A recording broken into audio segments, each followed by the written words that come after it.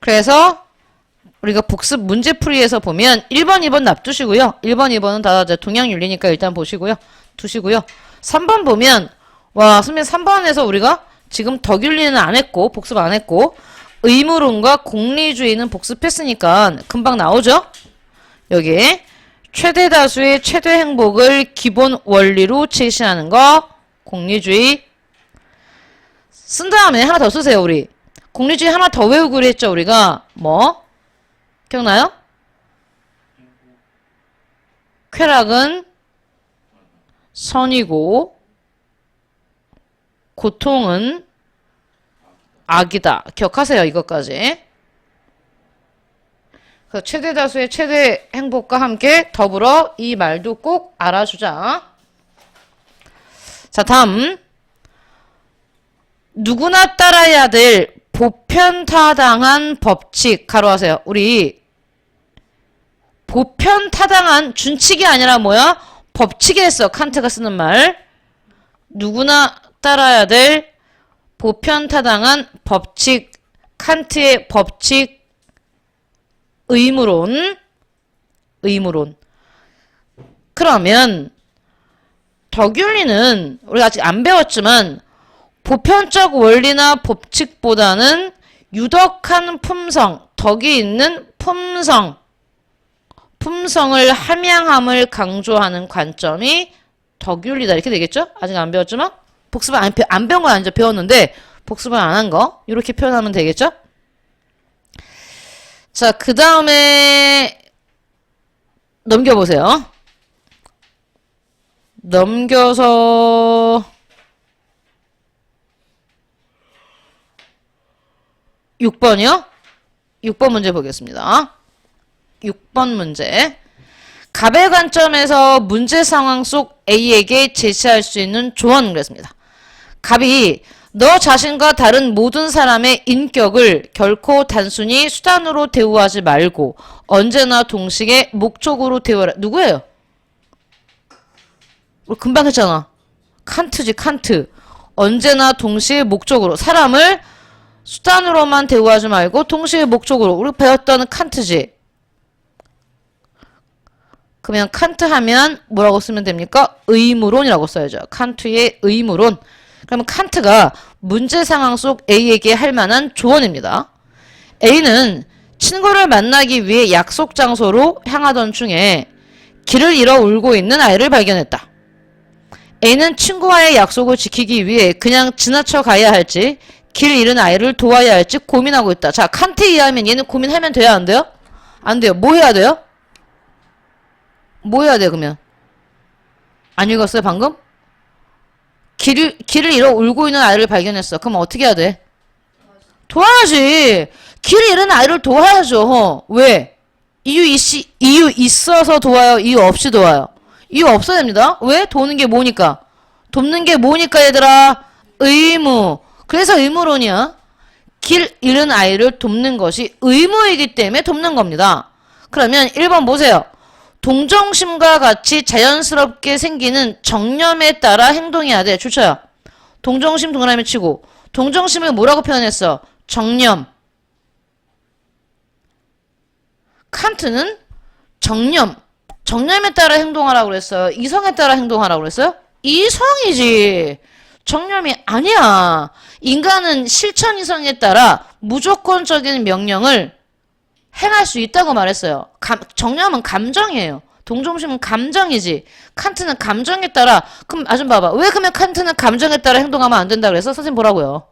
감정은 바뀐다니까. 내가 동정심이 안 드는 사람도 있어. 평소에 미워했던 애. 그럼 감정에 따라 행동하면 이럴 때는 쟤를 도와주고 내가 미워했던 애한테는 안 도와주면 그게 의무입니까? 아니죠. 그래서 안 됩니다. 정념.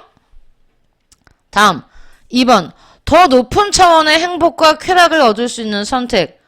아니지. 행복과 쾌락을 얻을 수 있다고 말하면 공리주의자들. 얘는 의무니까 도와주는 겁니다. 어떤 조건이 붙으면 안 돼요. A와 친구, 아이 등 모두의 고통을 경감시킬 수 있는 선. 기억나? 여기 봐봐. 쾌락은 선이고 고통은 악이다. 그러면 고통을 경감시키는 게 선이라고 말하는 건 누구야? 공리주의지. 얘는 공리주의예요. 이런 얘기 안 합니다. 칸트는 공리주의자에게는 얘기 안 해요.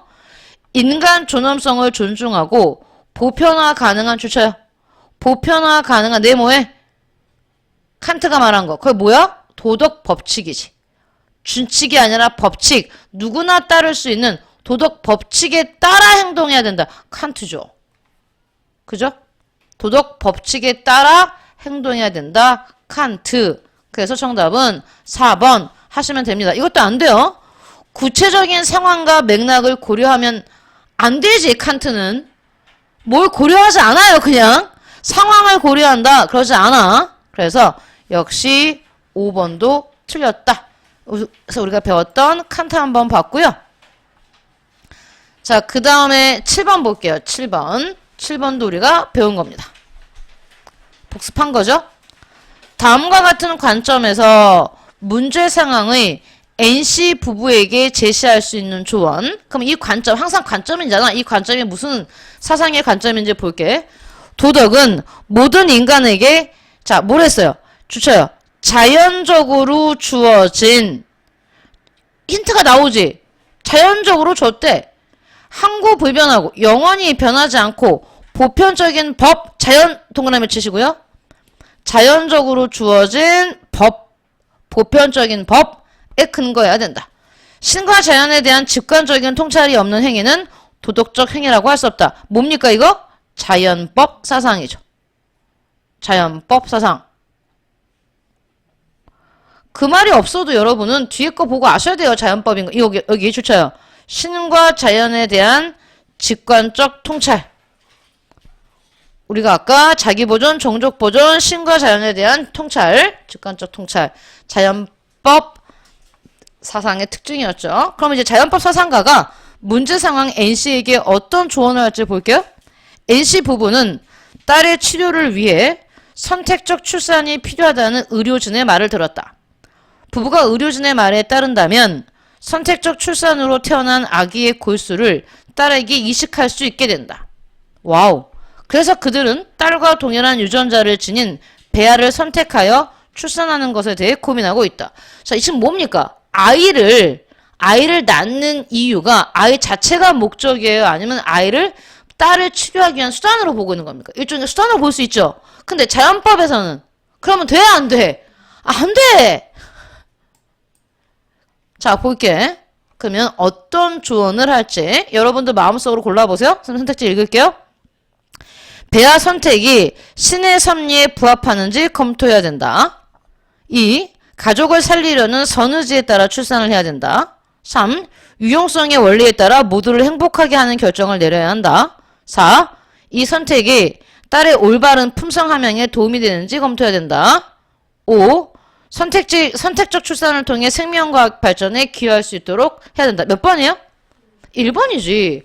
자연법 사상은 신의 섭리, 그 신이 하나님이든 아니면 크리스토 이전의 신이든 신의 섭리에 부합하는지 검토해야죠. 그러면 2번은 누구예요? 네모하세요. 2번. 선의지. 칸트죠. 선의지를 주시고요. 선의지 하면 칸트. 그 다음에 3번은 유용성의 원리니까 누굽니까? 공리주의. 유용성의 원리는 공리주의. 자, 올바른 품성 함량이니까 뭐야? 덕윤리. 선택적 출산을 통해 생명과학 발전에 기여할 수 또 있음을 알아야 한다. 굉장히 이건 실천윤리에 관련된 건데 뭐 생명윤리 중에서도 어떤 입장에다 이렇게 말았으면 되니까요. 이건 안 써도 돼요. 그래서 칸트, 공리주의, 덕윤리, 자연법윤리 이렇게 보시면 됩니다. 자, 그 다음에 우리가 할 수 있는 게 뭐가 있을까 봤더니 자, 2번이죠. 주관식 2번. 가사상의 관점에서 나의 A에게 해줄 수 있는 조언. 항상 이런 식으로 문제가 나옵니다. 한번 볼게요. 최대 행복의 원리는 끝났죠. 최대 행복이란 말 쓰니까 누구야? 이거 공리의 원리네. 공리의 원리죠. 행위는 행위의 선악을 판단할 때 행복을 증가시키려는 경향에 비례하고 그렇지. 선은 쾌락은 선이죠. 행복을 증가시키는 경향에 비례해 선하고 불행을 증가시키는 경향에 비례해서 악하다고 본다. 뭐 일단 최대 행복의 원리 끝났습니다. 공리주의입니다. 알겠어요? 그러면 공리주의의 관점에서 나의 A입니다. 불치병을 앓고 있는 소녀는 회복이 불가능한 상황에서 인공호흡기를 착용하고 튜브로 영양을 공급받으며 생활하고 있다. 지친 소녀와 경제적으로 곤란에 처한 가족은 의사 A에게 안락사를 요청해 왔다. A는 그 요구를 수용해야 될지 고민하고 있다. 써보세요. 우리 이거 했어요. 생명윤리에서도 안락사 문제에서도 했고요. 공리주의에서도 했기 때문에 여러분이 얘를 정확하게 쓰세요. 쓴 거 읽어주셔야 됩니다. 나한테. 쓰세요. 지금 공리주의 입장에서 의사 A에게 해줄 수 있는 조언은 조건부야. 안락사가 된다 안 된다 얘기가 아니에요. 안락사를 했을 때 더 많은 사람에게 도움이 된다면 허용할 수 있고 그렇지 않다면 허용할 수 없답니다. 그 부분이 정확히 들어가야 돼요. 여기 보시면 자 의사 A에게 안락사를 허락했을 때 소녀와 가족들 모두가 행복하다면 허락할 수 있고 만약에 안락사를 허락해도 소녀와 가족들이 고통스럽다면 하면 안 된답니다. 그러니까 공리주의는 안락사가 된다 안 된다라고 말하지 않았어요. 잊지 마세요. 최대 다수의 최대 행복이 공리 유형성의 원리의 원칙이잖아. 그러니까 최대 다수 많은 사람에게 행복이 되면 안락사는 해도 되고 그렇지 않다면 하면 안 되는 겁니다. 다 그래요. 안락사뿐만이 아니라 우리가 뒤에서 배웠던 낙태라든지 인공 임신 중절 있죠? 자살도 마찬가지예요. 공리주의는 if야 if. 만약 그것이 공리의 원칙인 최대사수 최대행복에 맞는다면 오케이. 하지만 최대사수 최대행복이 아니라면 당연히 안 되지. 알겠어요? 그렇게 쓰셔야 됩니다. 된다 안 된다 여기 쓰시면 안 됩니다. 자 그러면 다시 맨 앞으로 가볼게요. 여기서 이거 하나 하고 또 다른 오늘 진도 나가볼게요. 자 다음 주에도 이어서 할 건데 자 다시 보시면 동양윤리 앞부분 우리가 여기 시험도 보고 있으니까요. 같이 바로 한번 가볼게요. 우리 이거 외웠죠? 오늘 외워서 시험 본 거였죠. 뭡니까? 우리 인은 뭐라고 외웠어요? 그쵸. 타인에 대한 사랑이랬습니다. 그러니까 공자는 타인을 존중하고 배려하면 이게 사랑이죠. 또 사랑이라고 했다고 존중과 배려를 사랑이 아니라고 말하시면 안 됩니다. 사랑입니다. 공자는 타인을 존중하고 배려하며 인을 실천하라고 주장한다. 공자가 가장 강조했던 덕목 인의 예, 지, 신 중에서도 인입니다. 자 다음 불교에서는 모든 존재와 현상이 자 주차요? 원인에서 원인과 조건 자 원인 동그라미 치세요 2개 원인과 조건 원인과 조건이 결합하여 생긴다. 불교는요 우리 이걸 뭐라고 말합니까? 인, 연, 생, 기라고 말합니다. 인연생기를 뭐 한 거야? 풀이한 거야 이게. 인연생기 뜻이야. 모든 존재와 현상이 여러 원인과 조건이 결합해서 생긴다. 그걸 우리 네 글자로 인, 연, 생, 기라고 말합니다. 여기서 인이 원인이고요. 연이 조건이에요. 알겠어요? 졸면 안 돼요. 인이 원인이고 연이 조건이다. 인, 연, 당연히 불교의 가장 기본적인 사상이죠. 참, 도가 유불선이지 유교, 불교, 도교. 도가 사상은 현대인들이 세속적 가치 가로하세요. 세속적 가치를 추구하며 자유롭게 살아가는 데 기여한다. 도가 사상가들은 뭐라고 말했어요? 그 옛날에? 자, 현실에 나가서 벼슬을 하고 높은 곳으로 지위로 상승하고 나가서 권력을 잡으라고 얘기했습니까? 아니면 산속으로 들어가서 자연과 더불어 살라고 했습니까? 뭐라고 말했어요? 자연과 더불어 가는데 무슨 세속적 가치를 추구합니까? 안 되지. 도가 사상은 현대인들에게 세속적 가치에 뭘 하지 말라 그래.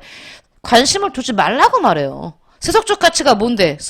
돈, 명예, 권력, 이런 것들 우리는 세속적 가치라고 하는데 도가는 세속적 가치에 신경을 쓰지 말라고 합니다.